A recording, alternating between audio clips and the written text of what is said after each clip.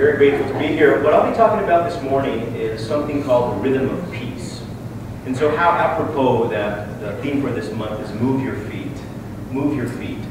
Now, talk about the rhythm of peace, and I'm going to get into that a little later, but what I'd like to start out with now is by a little test. And you knew people are probably saying, there's a test? No way, I'm not coming back ever. I think we have some dentals out there. No kidding. I'd like to start a little test. I'd like to have each of us get comfortable. Let's go ahead and close our eyes if we can, if we may.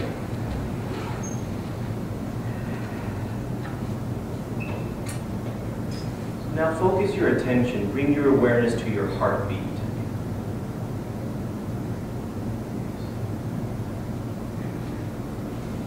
If you don't feel one, talk to me later. Is your heart beating strong? Is it beating fast?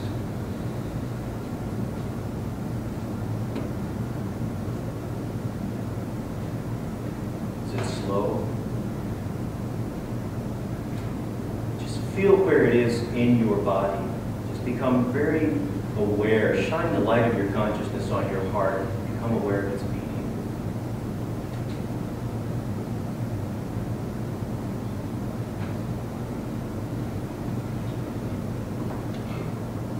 You can open your eyes.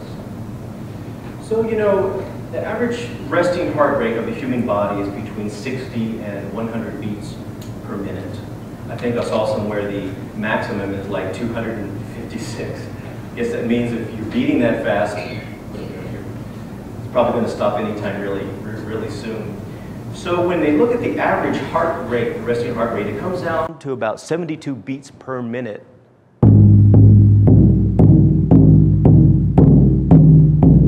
Was your heart anywhere close to that this morning?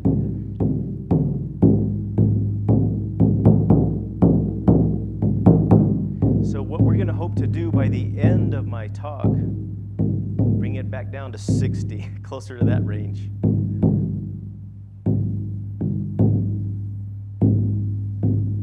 And the reason that we want to try and do that is because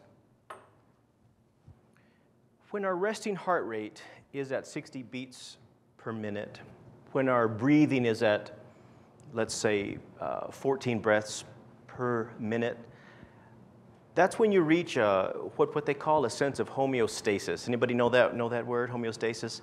Well, I'm a musician, so we get to make up words all the time. So I'm going to make up a new word. I'm going to call it harmony stasis, right?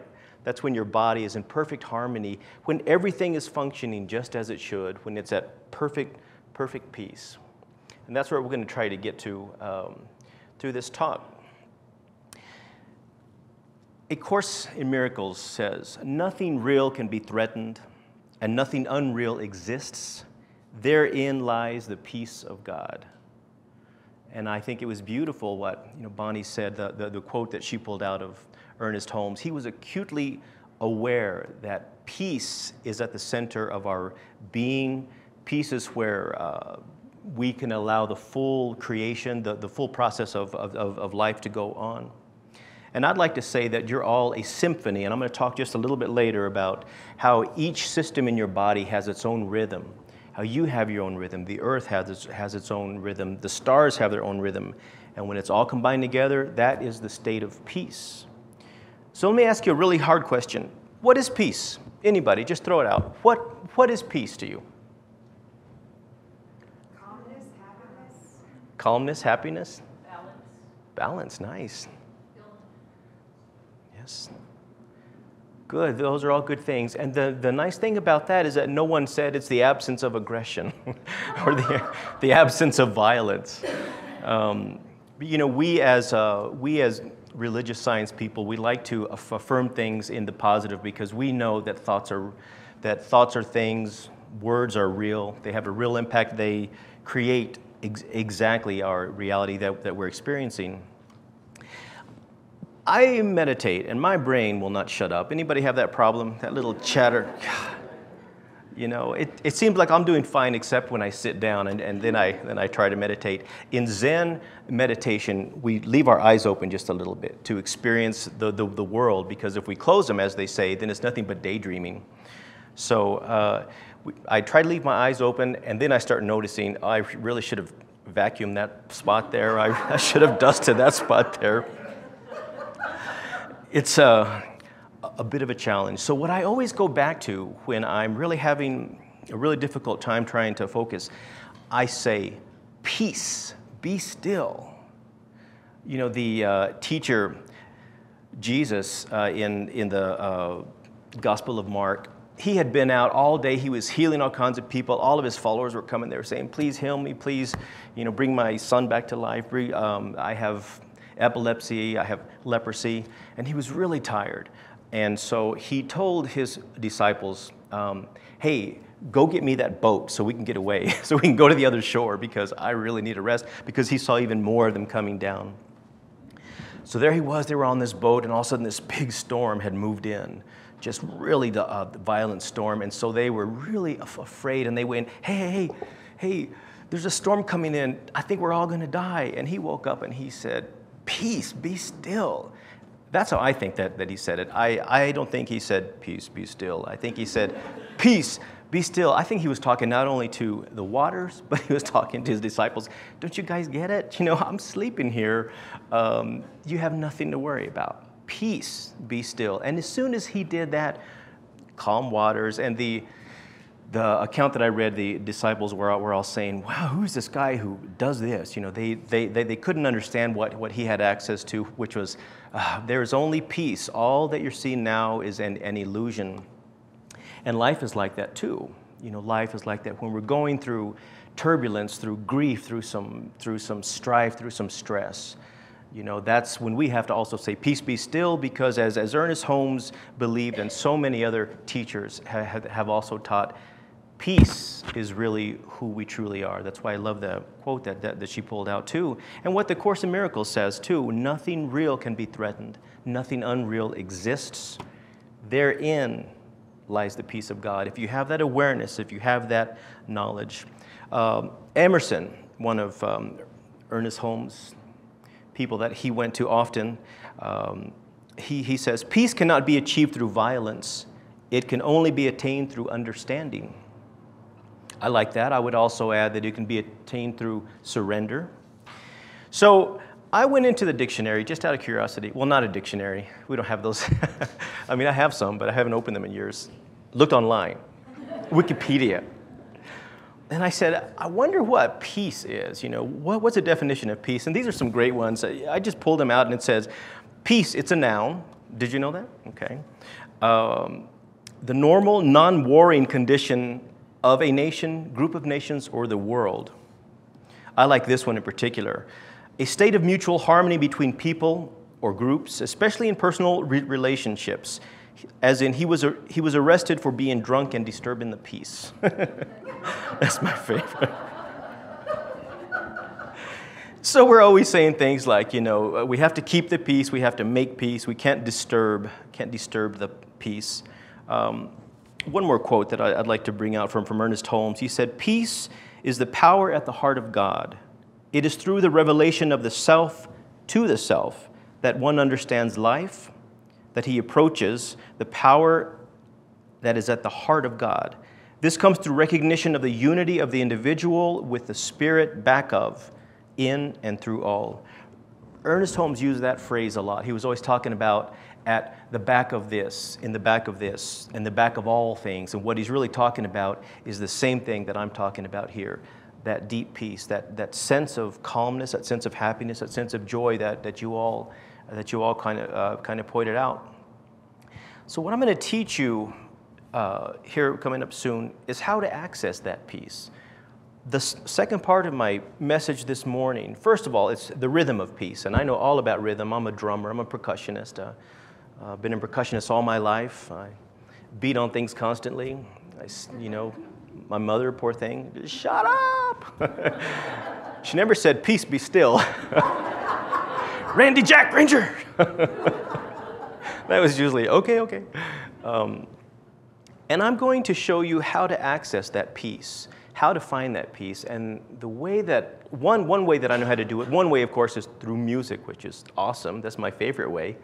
But the second way is by living in the now. So what we're going to do is get to know the now. We're going to get to know the now. I'm going to show you some techniques that you can take with you when you leave here, that anytime you go into a stressful situation, like you're going into a dentist or to the IRS or that kind of thing, I can show you how to center yourself so that you can access some of that peace, because that peace exists in all of us all the time. It's not just some of the time, it's all the time. Of course, sometimes we're more aware of it or less aware of it than other times. I love facts about the body, just because that's who we exist in now. Some people say we are, we're spiritual beings having a physical experience. That's one way of looking at it, and I've heard many people say that.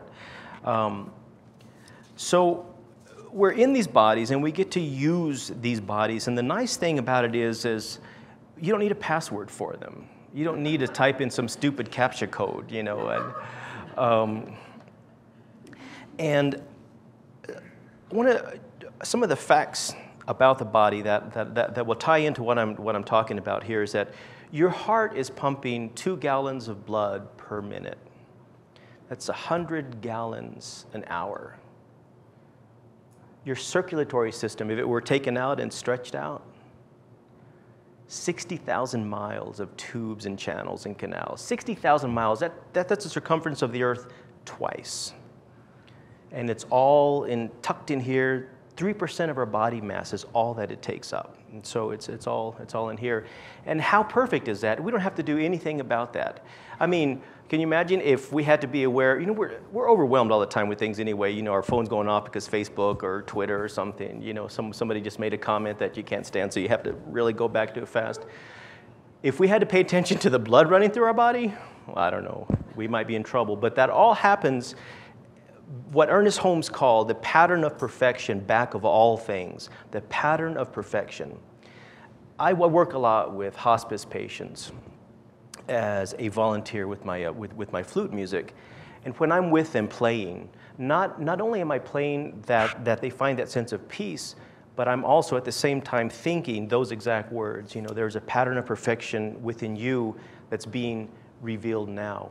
And sometimes when that is, healing is not always the correction of illness, but it's even death, I have found, is one more way to heal. So when I play in December, I was playing at hospice on one particular day, and I felt a lot of tension, and I thought, I didn't feel tension in myself necessarily, but I thought, wow, there's really some tension that's existing here. So I was playing my flute, and I set the intention within myself of that my music is going through every single corner, going under the doors, going through the doors, little beautiful vibrational white lights touching everything. And after I was through, the staff came up to me and said, "We want you to know that 4 people passed as you played this 1 hour today." And so this is terrible, but my first thought was, I kill people now, Got to get a different job. But in my mind, the reason that happened is those people were having some trouble letting go, having trouble surrendering to that state of peacefulness. And the music itself, it's not me that was doing it. It's not the instrument that I was playing, but it was the allowing of peacefulness. It was that music created the atmosphere where they could surrender, where they could let go. Music, why it's so good to access peace and the now, is because it comes into the right brain. It bypasses that crazy logical judgment self, or do I like this song or not? Have you ever watched babies when you start playing a drum? I mean, immediately, they start doing that little baby dance. Where do they get that? Even they know that rhythm, they know that immediate sense of peacefulness, that immediate rhythm.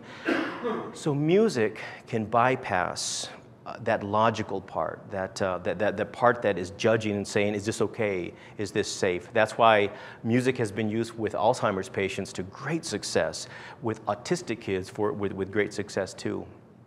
When I play in hospice, I try to play songs that people recognize, like say Amazing Grace or a Wayfaring Stranger or that kind of thing, because that's been shown to actually kind of access the emotions quicker.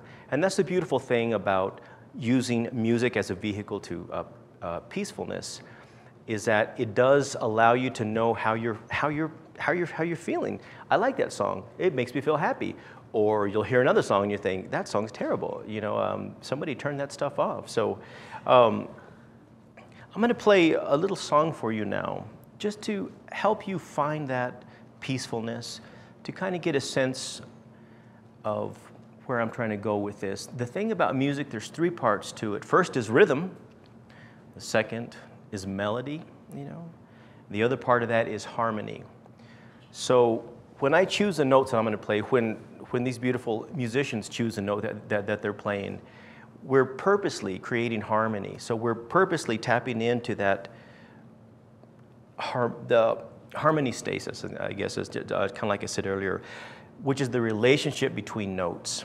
So let yourself follow this sound. See if you can maybe access a little more of that peacefulness.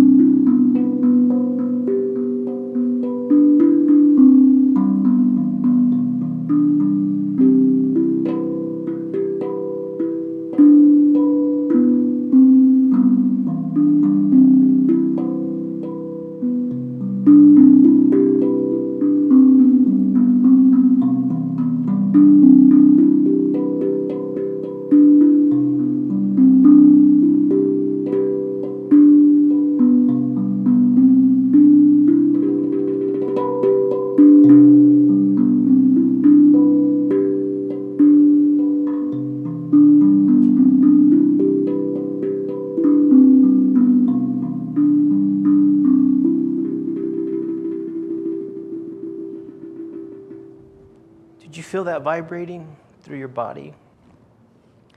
One of the things about Mother's Day that I like is, you know, one of the first senses to develop in the womb is hearing. It's also the last sense to actually leave when we leave our bodies. So that's kind of a nice connection there. So think about it. It's going on about 16 weeks now.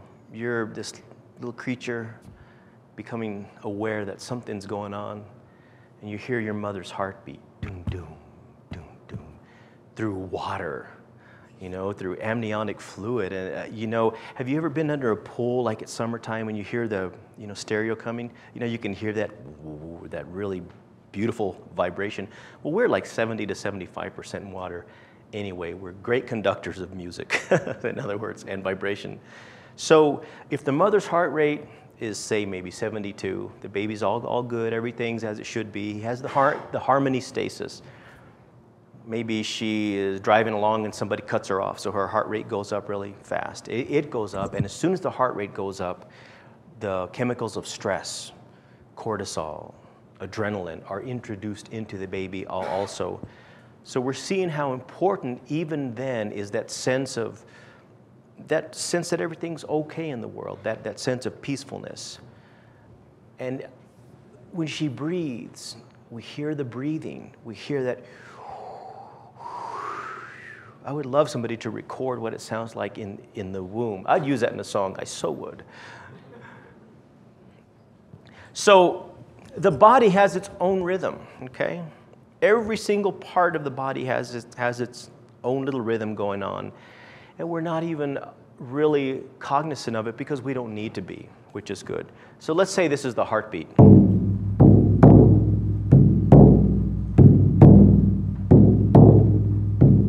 The Native Americans, the Lakota Sioux, they said that the heartbeat of Earth, Gaia, was in the drum. That's why they would drum for hours and hours and days. Just try to reconnect that. And if you've ever been to a powwow, you hear that and you feel it when they get that. The Earth Mother. So that, think of that. That's the heartbeat going on. Here's the lungs.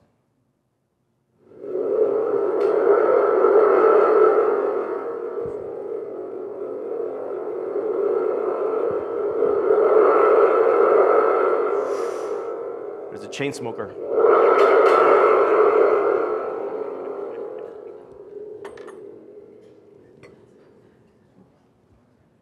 I'd like to think this is the sound of consciousness.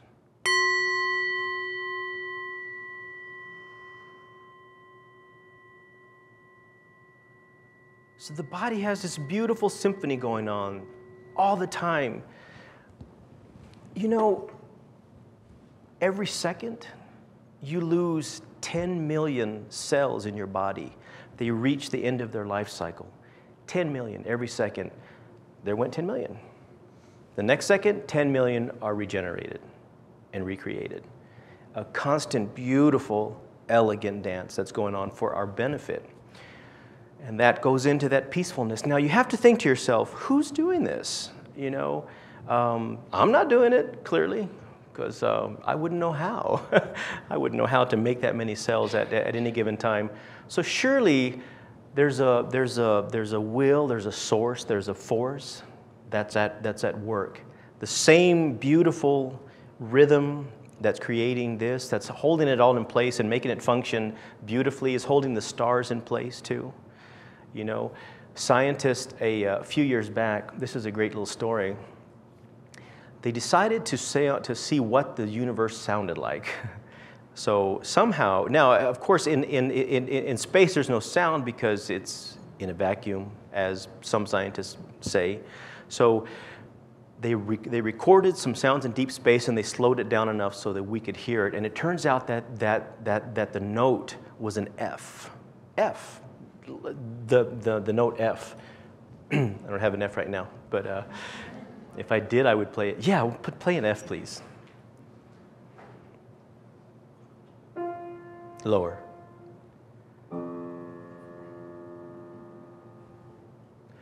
So that's awesome, thank you. So I had a dream.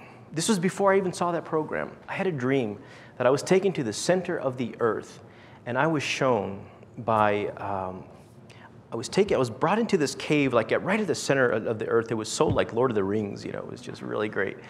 And they took me in there, and there was a really older native elder, and he was there playing his flute, and he was all hunched over, and his clothes had, you know, they were kind of ragged. And so my guide said to me, that's what's keeping the entire universe existing, him playing that F flute. And then this beautiful young Indian girl came in, and they said, she's replacing him. And my guide told me, this has been happening since forever. You know, and I thought, wow, that's like string theory, you know, and it's an F flute, oh my gosh. So, and so as he ended his song, she started playing his song towards the very end of it. And that beautiful song was what kept the entire vibration going. You know, if you read the Old Testament, it says, in the beginning was the Word. It didn't say God wrote something, you know, it said was the Word. The Word was good. It's all vibrational, which is just beautiful, especially being a musician. So I had no idea what that dream meant. I thought, what is it even talking about? And the next day, I saw a program about NASA scientists that said, we believe this is the sound that the universe makes, and it's an F. You gotta be kidding. So then I opened this book that I had, and there was a photo of this Hopi from the 1800s playing his flute. And I said, okay, I get it. I'm getting a flute, you know. I get it. So So I ordered my first flute on that day. It was an F. You know, if you go into any stairwell and you sing into a stairwell, no matter what note, it will come back to you as a B flat. And if you know anything about B flat, it's a relative of F. Would you play a B flat? You're awesome. Try it.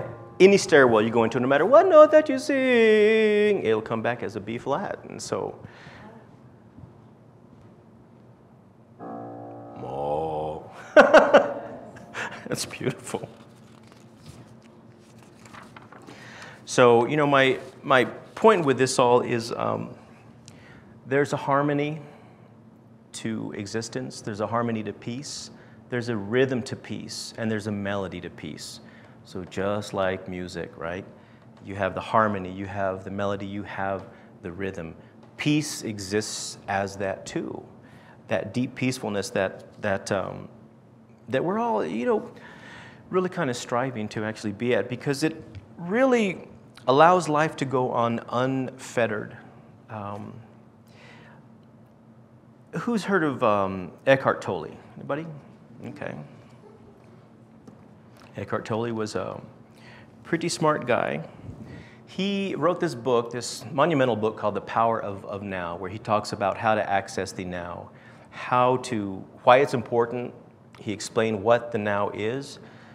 And I was really moved by that book just because it really resonated with me. This is one thing that he says from that book. He said, as soon as you honor the present moment, all unhappiness and struggle dissolve, and life begins to flow with joy and ease. When you act out the present moment awareness, whatever you do becomes imbued with a sense of quality, care, and love, even the most simple action. So what he was really, I think what he's really talking about is non-resistance. And he kept saying over and over, he said, what are you resisting that's keeping you from this moment? And it took me forever to figure out what that meant. I'm not resisting anything, you know? And I kept reading it and thinking, I don't know what he's talking about. What is this resistance, you know? I don't get it, which means that I was still persisting. There's a great quote that we have. It says, what you resist persists. You know, we all know that one. What you resist persists. So when you surrender to this moment, you surrender to that perfect harmony that I'm talking about, to that perfect peacefulness.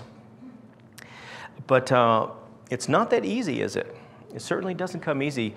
But you know, the teacher Jesus, he talked about that too. He said, you know, don't resist. Don't resist people.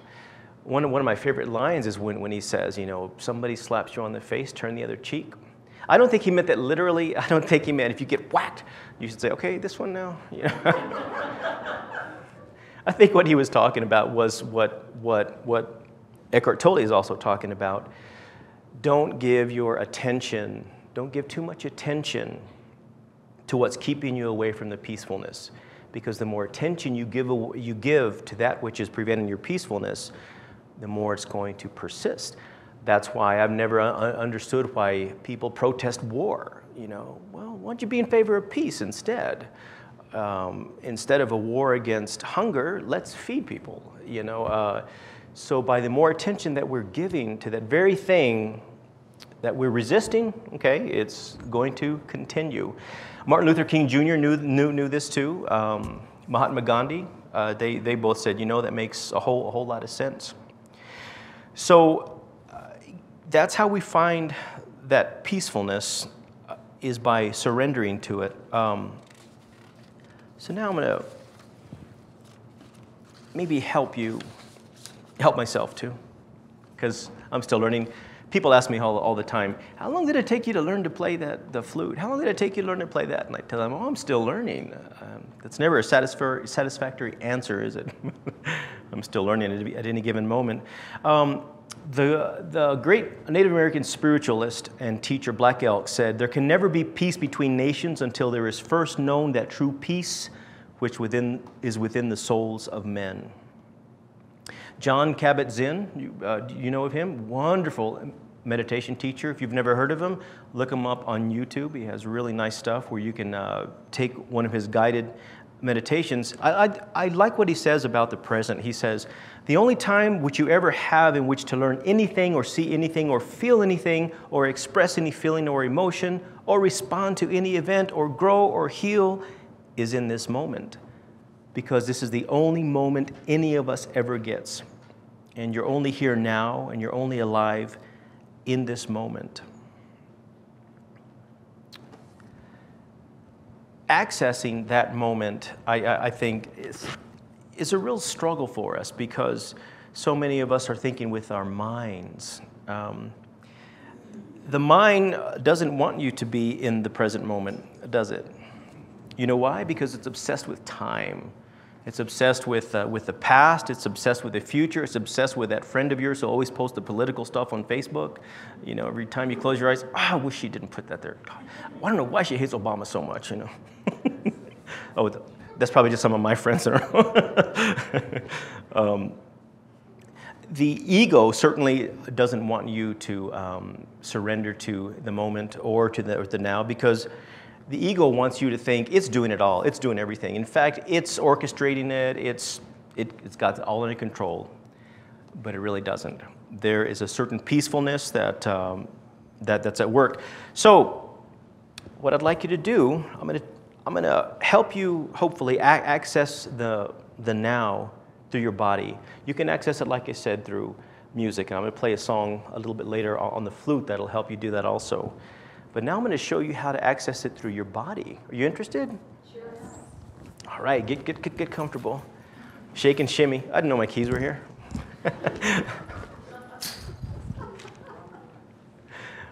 Okay. Get you to hold up your right hand. Look at it. Really, really look at it. Become aware of it. Just feel it. See if you can feel energy coming off of it. You know, as a massage therapist, I feel that energy all the time, and so do clients. They comment it all the time. So can you feel any energy yet? You feel anything coming off of it? Okay, now, go ahead and close your eyes and ask yourself if your hand is still there. I see a lot of grimaces. Is your hand still there? How do you know? You're not looking at it. Can you feel it? Do you feel the life force pulsing through it? That peacefulness? That perfect harmony stasis? Okay, open your eyes, please. You can put it down. What did that feel like? Energy. Did you become more aware of your body? You know that there's actually something going on? Great. Okay, now stay with me. So, get you to close your eyes again. And this time, become aware of your left hand. It can just sit anywhere it wants to, in your lap or whatever. Do you feel that left hand now? Now give your attention to your right hand. And see if you can feel any energy, the same energy that might be in both of them.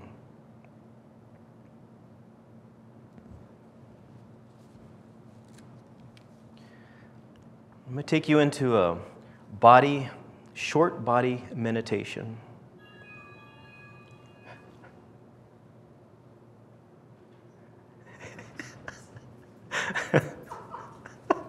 The Reverend busted. Oh no. I thought it was my phone. It rings just the same. So. Okay, begin again. Reboot. Okay, let's go ahead and close our eyes again, please, and center. Notice the way your breath feels on your nose as you inhale. Is it warm when you inhale? Is there a coolness when you exhale?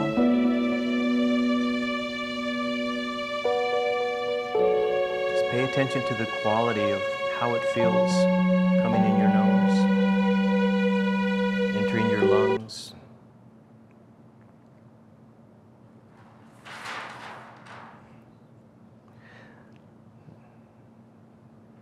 That's forcing us to be in the now, which is really good.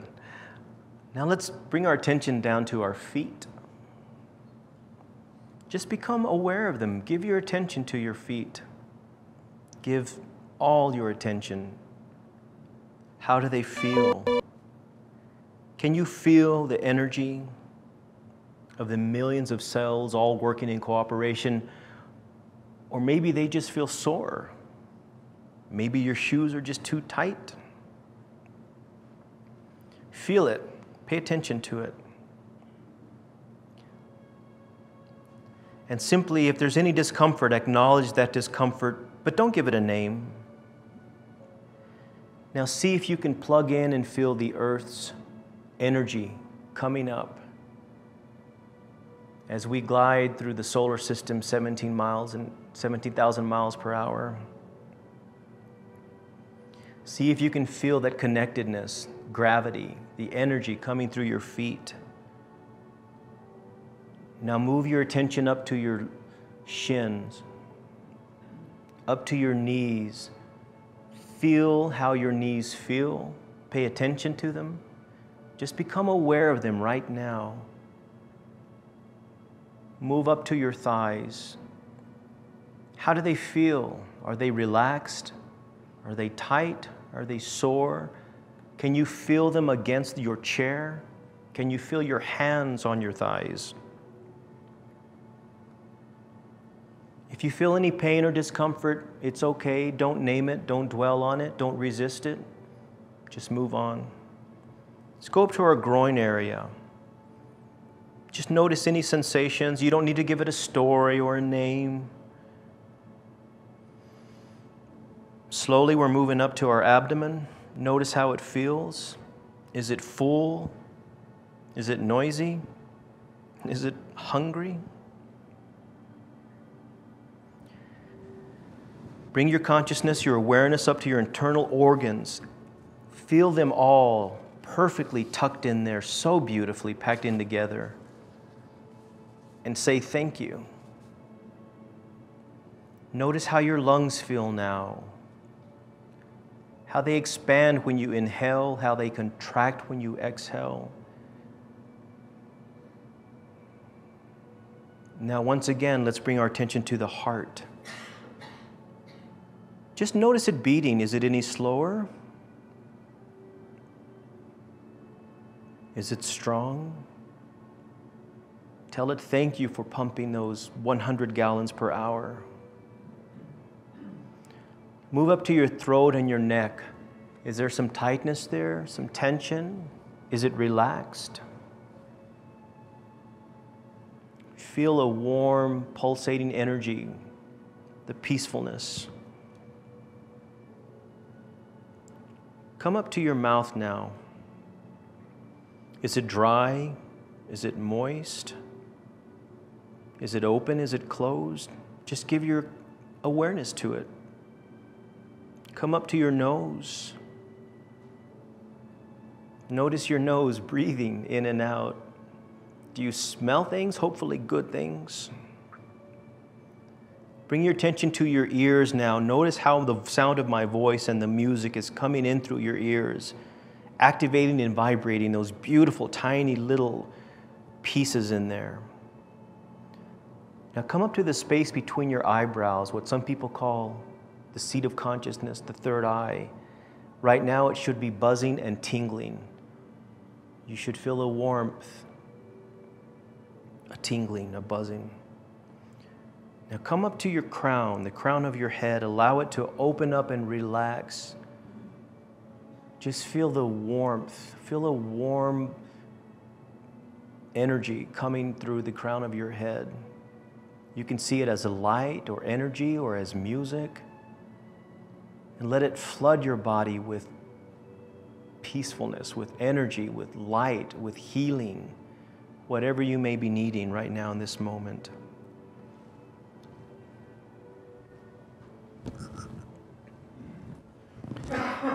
You can keep your eyes closed or open, it doesn't matter.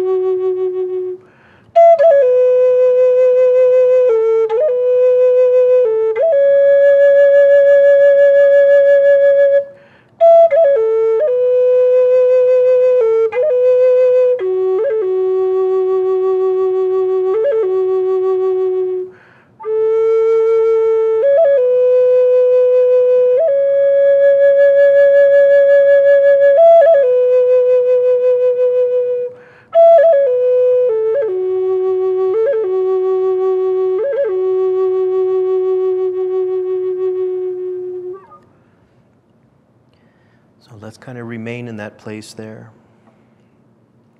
Take a few intentional breaths and congratulate yourself for accessing the power of the now, for the peacefulness. As we go into the silence, we know that we are one with all creation. We come from a source that loves us enough to keep all the functions of our body going without any thought of our own, without any effort. We know there is a pattern of perfection within each one of us that is simply singing to be recognized and thanked and acknowledged. We now proclaim perfect circulation, perfect assimilation, perfect elimination.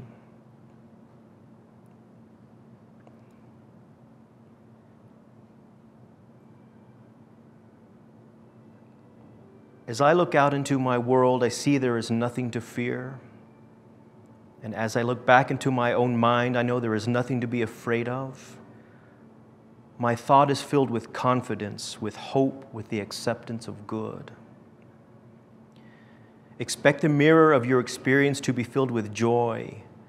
And as you turn the magic lantern into the great mind and spirit of the universe in which all things exist, know that you are one with all good, all peace, all power.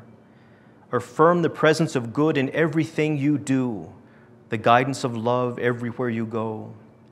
Affirm that strength, enthusiasm, and vitality forever flow through you from the all-sustaining life of the universe.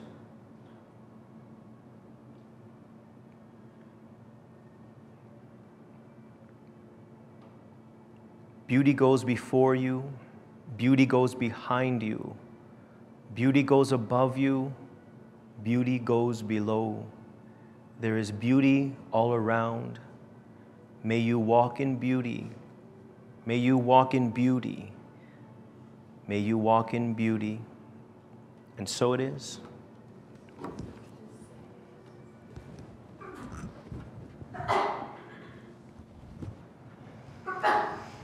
Is your heart rate a little lower, a little softer, a little slower, hopefully? Are you mellow? Good. Thank you for your time.